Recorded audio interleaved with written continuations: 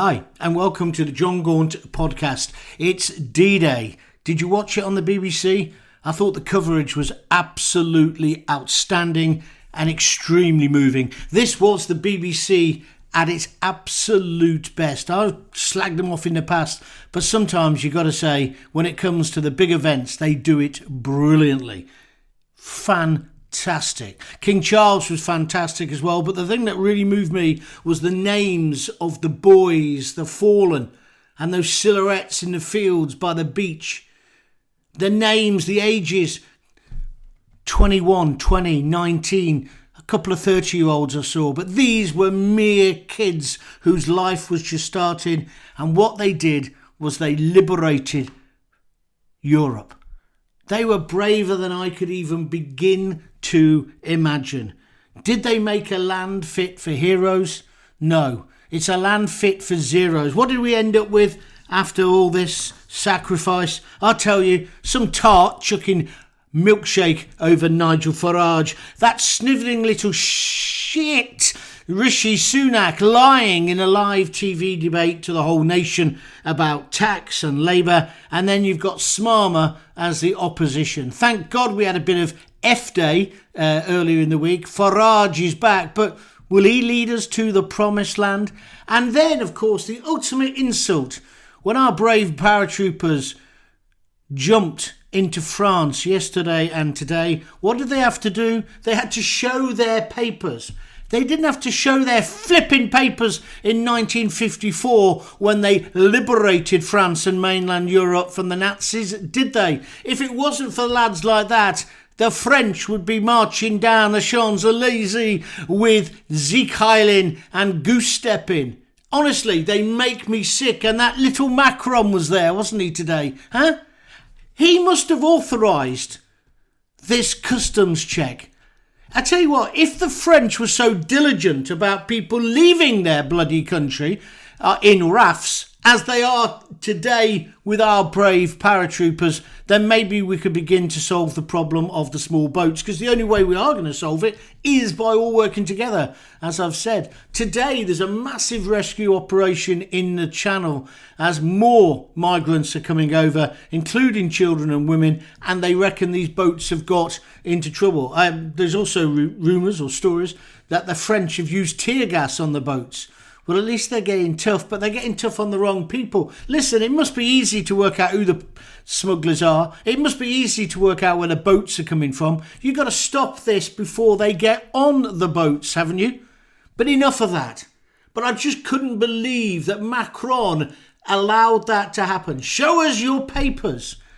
Our paratroopers should have told him to stick it where the sun don't shine. I think I can't tell you how angry I am to see those pictures of our paratroopers having to show their papers.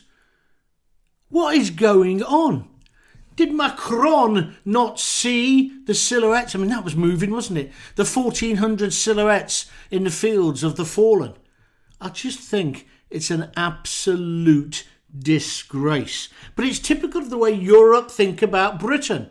We're okay when we want to sacrifice our blood to save them, but the way they've treated us post-Brexit has been a disgrace. And we haven't had Brexit. We've only had Brexit in name only, haven't we? Because our mainstream establishment politicians have done everything they can to make it a flop. An absolute flop. And that's what it is at the moment. I despair for this country. And have you noticed Brexit's hardly been mentioned at all in this election campaign? I just can't understand what is going on. And then we had this week F-Day, Farage. It's great to see that Nigel Farage, or Farage, whatever you want to call him, Nigel has actually been listening to my podcast. I called him a coward. I said he shouldn't have betrayed the people. And over the weekend he's changed his mind again. He seems to change his mind as much as he changes his Union Jack underpants at the moment. But I joke. Of course, it's nothing to do with me. Although I was one of the first to criticise his decision to go and work for the Yankee Dollar. And I still wonder now whether he's not going to work for Trump because he thinks Trump might well be in prison by then. I mean, I think that's abhorrent what's happening to Trump. And by the way, he's not been found guilty of 34 different charges. It's one charge, just interpreted 34 different ways. It's wrong what's going on in America at the moment. Trump will be the president, but it now looks like Farage is going to stay here in Britain. What a pity he didn't say that last week. And did you see their press conference? I found it really odd. Richard Tice obviously didn't have a clue what was going on. But, as I said before, that's the charisma of Richard Tice. So I'm glad that Farage is back in. I think the way he's done it is typical Nigel. It's his way or the highway. He owns the whole political party, as you know. He owns the vast amount of shares, the majority of shares. So I suppose he can do what he wants. But what is he going to do? How much of a difference is it going to make? Do you feel now that you would definitely vote for him and for reform? And can he make a difference to the political atmosphere? Will he now get elected? I think he probably will in Clacton. And there's rumours that he could get 3 or 4 MPs. But that's like pissing in the rain, isn't it? That isn't enough to change British politics. And let's face it, what we need is wholesale reform. Have you seen these MPs, these Tories, who are quitting now? Or going to safer seats. You know, there's the one up in the Manchester area. I've forgotten his name. He's such a no-mark. But he got made to be a kind of sub-minister. And he's now gone to work in Stratford. Because the one in Stratford, of course, he's no longer going to stand. So he's gone to a safe Tory seat. I mean, I just think all of this is completely... Chris Clarkson, I think that's his name. I mean, it's just ludicrous what is going on. Our politics is so corrupt, is so tainted by this whole self-serving attitude. I was one of the first, I think I was the first person to call them self-serving pigs with their snouts in the trough. And people said, Gaunty, you're going too far. Well, am I? Am I going too far? I think I've been proved right, haven't I? A land fit for heroes? No, a land full of zeros. And let's talk about Farage. Him getting milkshake the other day. I thought he was funny the way he laughed it off. But I'm afraid, whether it's Nigel Farage or whether it's George Galloway, no one should be having stuff thrown at them. It basically breaks the whole democratic idea that, you know, you can stand by your convictions, say what you think, and people can judge you and then decide whether to vote for you. When you get some tart, her name is Victoria something. Again, I'm not going to give her full name out, so I don't want to give her any publicity. But she's got, I mean, it was like, you really couldn't make it up, as somebody used to say, that she's got her OnlyFans page where she gets basically her political manifestos out for the lads, so to speak. Yeah? She's one of these women who's plucked her eyebrows, pumped up her lips, pumped up her tits, and basically is a porno star of a kind. And that's why she threw the milkshake at him, I think, to get the publicity. And now people are saying, should she go to jail? Well, no. What's the point? It just encourages people. I think what needs to happen is there needs to be a blackout on her. No one should mention her name. I bet you she's had loads of blokes signing up with their left hand whilst their right hand is busy to her OnlyFans account. And she's almost being lauded as having an OnlyFans account is okay. Because it's in the mainstream media now, isn't it? It's like, oh, well, yeah, I used to be this, but now I've got an OnlyFans page and I make this amount of money. Oh, well, that's a legitimate way to earn money. No, it's not. They're one step up from a 2-bit tart, aren't they? I just think it's kind of symptomatic of where our society is. What did Andy Warhol say?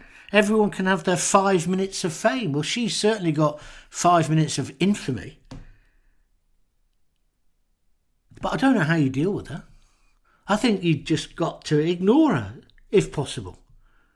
But then what do you expect when our politicians are not, in terms of their moral code, aren't far above the girl who threw the milkshake? Victoria. They're not, are they? Let's look at that debate the other night. It was a complete sham.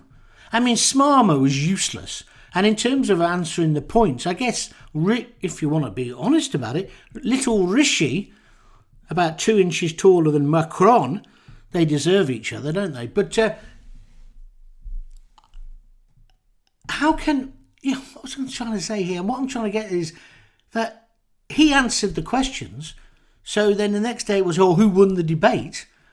Well, they all think Rishi won it, but he had that line about the £2,000 tax hike if you vote Labour, which Rishi made out that had been sorted out by the civil service. It now emerges that there was actually a letter from the civil service to the government saying, please don't use these figures as if this validates any of your claims. Now, this is where Keir Starmer appears to be a bit cleverer than we all thought. He had that letter on the night of the debate, so he could have just pulled it out of his inside jacket pocket and gone, well, no, you're lying, Rishi, because look at this letter.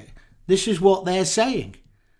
But he decided not to. And in fact, what he then did was he handed over the shovel to little Rishi for Rishi to dig himself into an even deeper hole. So now we've got a position where, regardless of how you're going to vote, your Prime Minister, your government at the moment, have completely lied to you.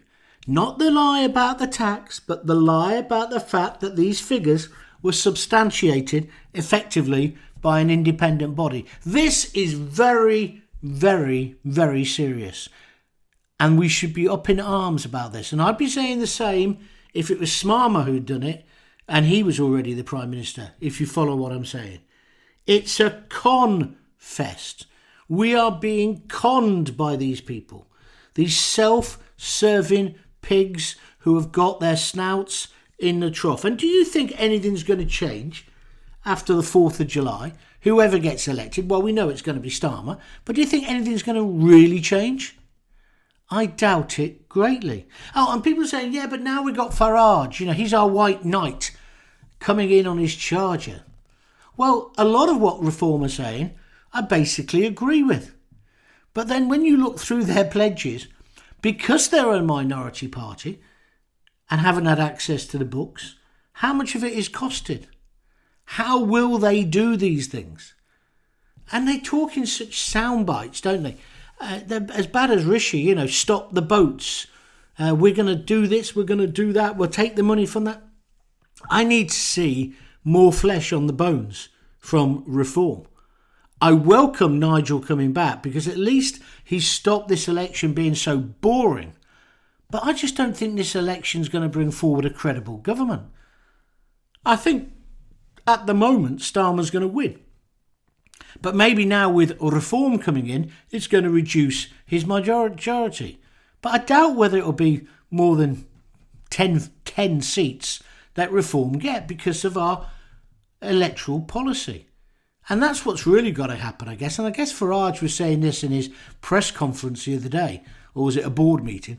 He was basically saying you need to change the voting system. We need to go to PR, some form of proportional representation. And I think I agree with him. I used to be dead set against this. When I was on BBC London and the mayoral elections used to be decided like that, I hated it. But more and more, because I thought it would always end up with kind of nothing ever getting done, consensus politics. But maybe that is what we need. I know the mayoral election, for example, this time in London wasn't like that. But maybe we do need a thing where you can vote for your first preference and then your second, or whatever system they come forward with. Because at the moment, we've got a government in charge, a party, that is not in charge. They can't even agree amongst themselves. They're like rats on a deserting ship or in a sack, fighting each other. Ooh, but it's not even a proper fight, is it? Oh, tear a tissue. Yeah? Tear the arm off an action man sort of scrapping. It isn't real political fighting. It is the equivalent of throwing banana milkshakes over each other. They're not fighting over real policy. And so Labour, as long as they keep their gob shut, which I think was their policy before, they should be a walk-in. But people should be absolutely outraged that our Prime Minister, little dishy, rishy, fishy Sunak, lied live on telly, not just once, several times, because whatever you think of Starmer, he was clever. He stitched him up like a kipper. It was a lie. It wasn't a mistake. It was a lie. Now, that said, Starmer was useless. But what's the point of those debates? I used to work with that Julia years ago in the Midlands. I think she's a very talented broadcaster and a talented journalist. But the format's wrong. There's not enough time for anyone to expand on their point. And whenever there begins to be a bit of fisticuffs, they have to intervene and calm it down. People want some fisticuffs, I think, in British politics now. They want some real debate. They don't want people just agreeing and nodding. And they certainly don't want them lying. I'm not going to vote. I think I've said this to you before. I'm not going to vote in this election because it just bloody encourages them. We need to show them now that we're not putting up with this anymore. And, when Farage said, I'm going to lead a revolt, I thought he was going to say revolution, and he obviously thought that was a bit too far to go. So he said a revolt. Well, yeah, you are, Nigel. But I just wonder how far you can take it in our political system. How far you can get. And what about the SNP? What's his name? Swinney. He was at the memorial today as well. What rights he got to be there? Where are they now in terms of their politics? And where's independence now? I know where Watson's going. Wee Jimmy Cranky, she'll be off to entertain fellow prisoners, won't she, by the sound of it? But I just don't know. I don't know. Where's it all gone? Where's it all gone? Where's the big ideas?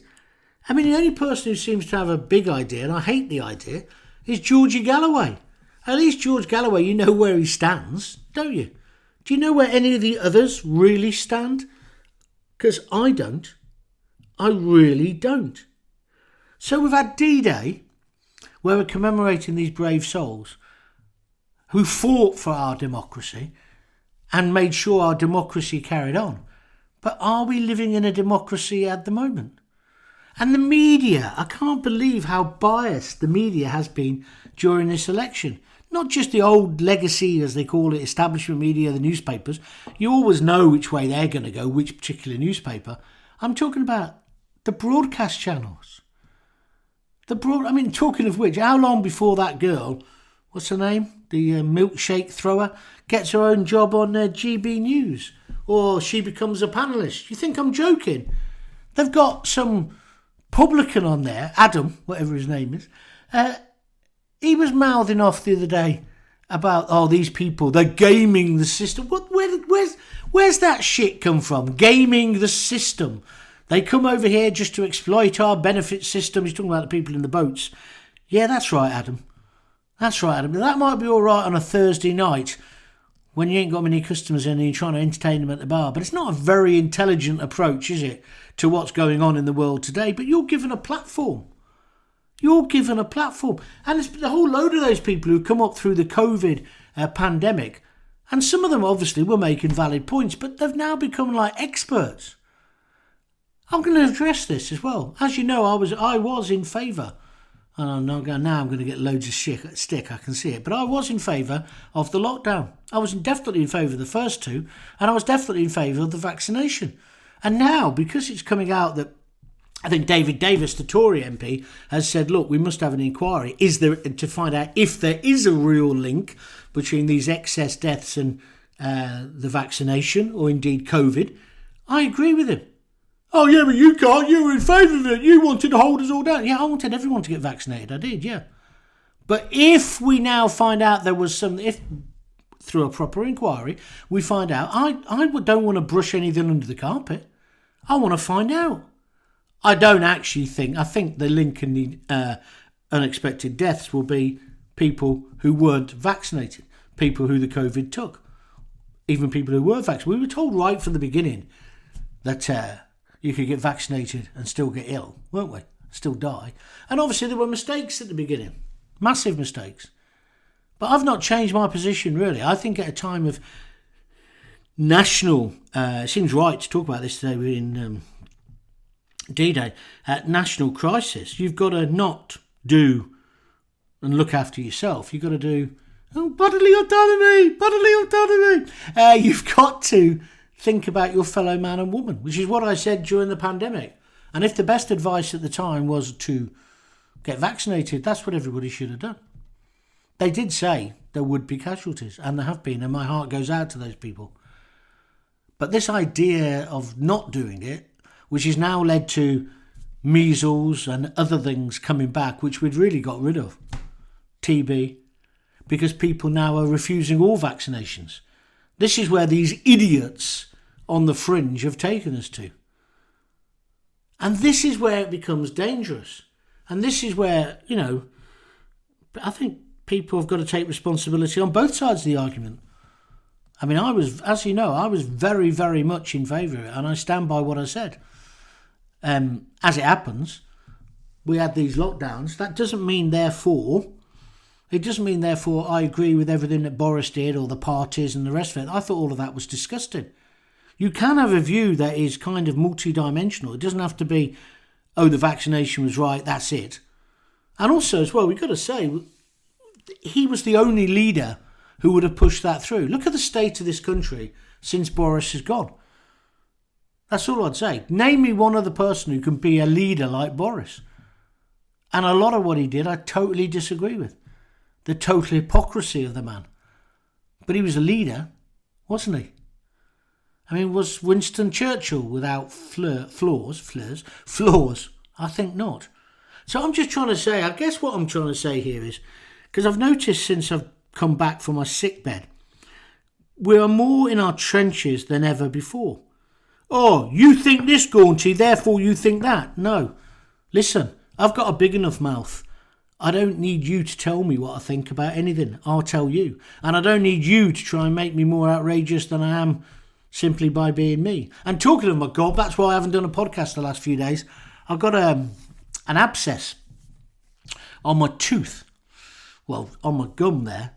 I was in I've never known. Well, I have known pain like it when I first went down with sepsis, when I had the infection in a place you don't even want to talk about. But this pain level was on a similar level, but in my mouth. Eventually went to the dentist on Monday, and I'm going to now praise the NHS. Lisa said, phone the dentist, see if you can get an emergency appointment. I phoned up. Yeah, we can fit you in today, 11:15. This was about 10 o'clock. So I went down my dentist. That's an NHS dentist because I'm on the dole at the moment, as you know. So I went to him.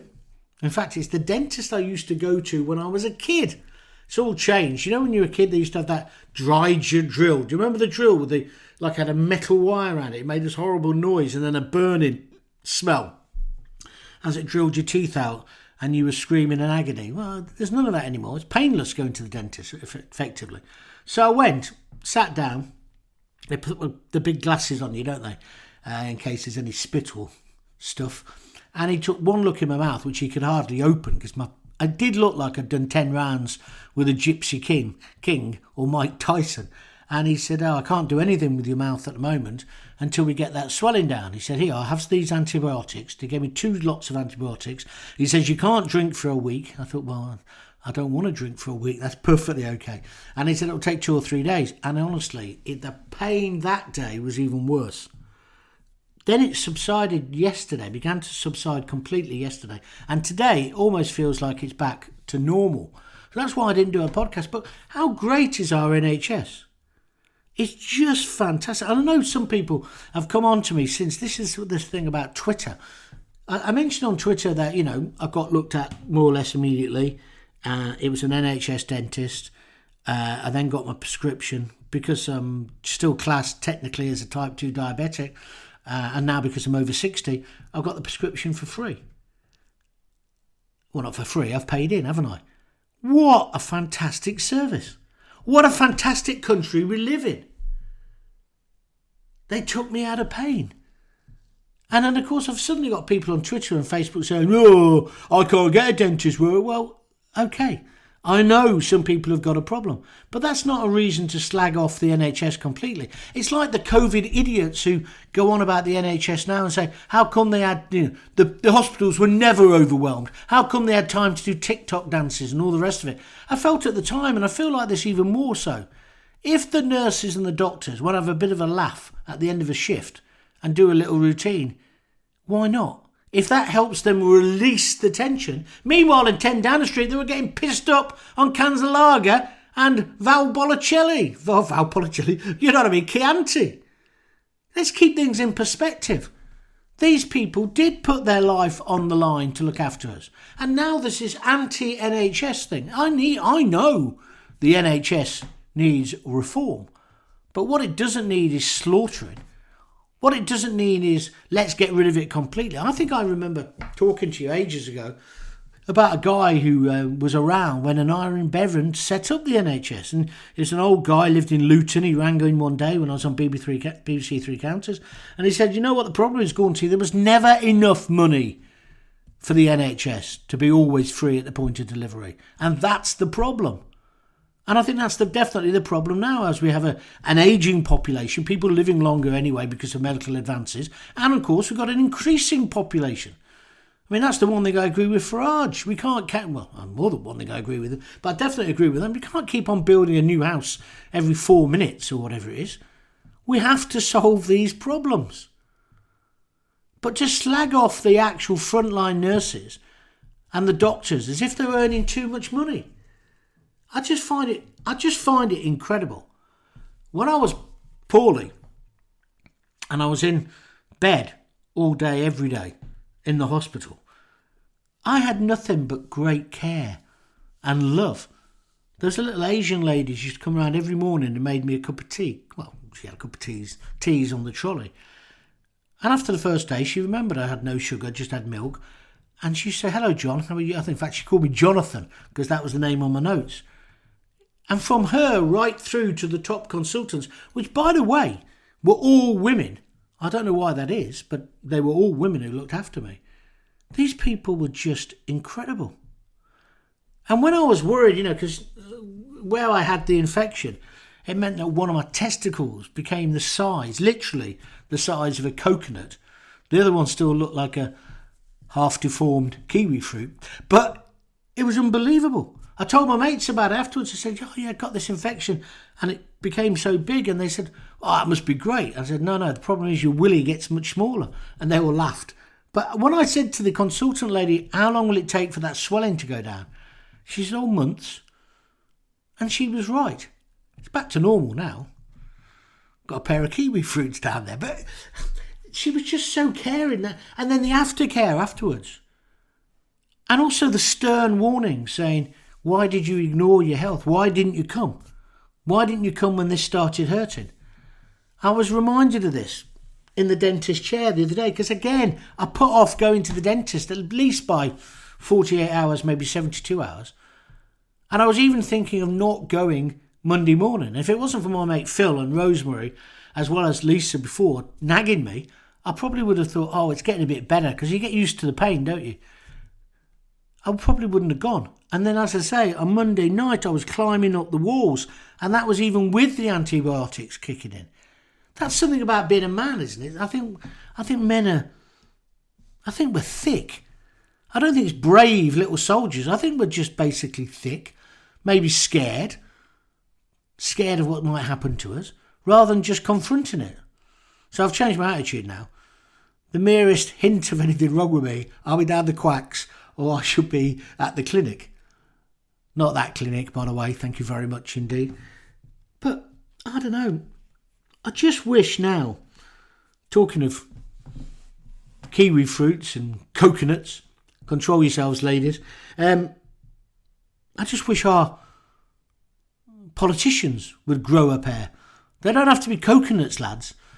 Just a couple of kiwi fruits will do. But just have some bollocks. Just say what you think. Give us some policies. Give us some red meat. Give us something we can argue about. Give us a vision of a future. Tell us how we can play our part in making our country great again. Because this is still a great country. Help us. Don't try and divide us. Make us work together. Let's make this country great again. But let's not do it by just blaming the bogeyman. Let's actually get down and do it. That's what I want to hear from politicians. We won't hear it, But that's what I want to hear. I want to hear people saying, I have a vision of how this country can be. And this is it.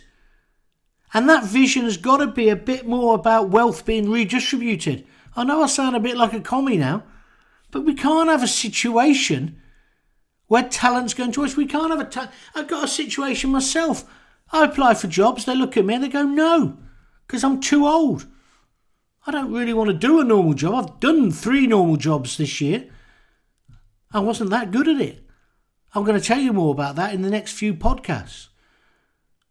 But I just feel that we're not working together. And Twitter and whatever it's called this week, X and Facebook doesn't help, because it makes us go into our individual camps, doesn't it? And as I said before, throw grenades at each other and say, well, if you believe this, I used to talk about a filing cabinet. When I was younger and I was left-wing, I believed that, if you're left-wing, I was, CND, I was this, was that. All my thoughts had to come out of the same drawer, not even the same filing cabinet drawer, the same filing cabinet folder. Yeah? As I've got older, I've realised you can look in all the drawers and you take the best bits of each and say, I'd like that. And so I no longer think, because I think of this, then I must think that. No. Don't be like that. Don't be like that. Be somebody who can listen to different views and then make your decision based on that. And don't be worried about being called a hypocrite. Hypocrite's just another word perhaps for being somebody who's free thinking, who can think it's okay to have a proper benefit system and an NHS system, as well as saying be a small conservative with the small c. Encourage people to look after themselves. But you'd still need a safety net. By God, have I needed a safety net over the past few years. And I don't want that taken away from other people. But we do have to control our borders, of course. We do have to have social responsibility. We do have to work together. And what we need to do now, this D-Day, is think really deeply about those people who gave their lives, or those old fellas and women who were there today with King Charles. 98 one of them was. He's not going to be there probably next year or the year after. This will be the last big D-Day commemoration where there's people who were actually on the beaches on that day. And I, for one, am proud of them. And I'd like to be more like them. I'm not brave enough, but I'd like to be more like them. And I'd like our society to be more like them, as for us to think about our fellow man. Well, that's what I think. What do you think? I forgot to say, you can always send me an email, john@johngaunt.com, John, Jon, at johngaunt.com. Get on my socials, on X, it's John Gaunt, excuse me, or indeed get on Facebook. But just get in touch. And if you could, I mean, the numbers are incredible considering we've only just started again. But if you could share and like this podcast to other people, that helps. Somebody said to me the other day, how do I find it? It was pretty easy. Just write in John Gaunt podcast and it will come up. So tell your mates to get listening. There's plenty more I want to talk about. I've not lost the fire in my belly. I do think I've changed. I have changed. But I still think I've got strong opinions, strong ideas. And it's just a pity that mainstream media has become, you can only be on the telly or the radio if you think this way. Or we want to cast you. But John, no, you can't say that you think the NHS is okay because you're meant to be a right-wing fascist. And we can go and get a publican to do it if you don't want to do it. Do you know what I mean? I mean, good luck to these people who are getting the breaks. Like I say, the woman who took the banana milkshake, mark my words, she will be a political pundit on the chat shows very, very soon. And on that cheery note, I shall leave you. If you've got kids, give them a kiss, give them a hug. Hey, hey, hey! Don't forget to tell them you love them. Thanks for listening. See ya.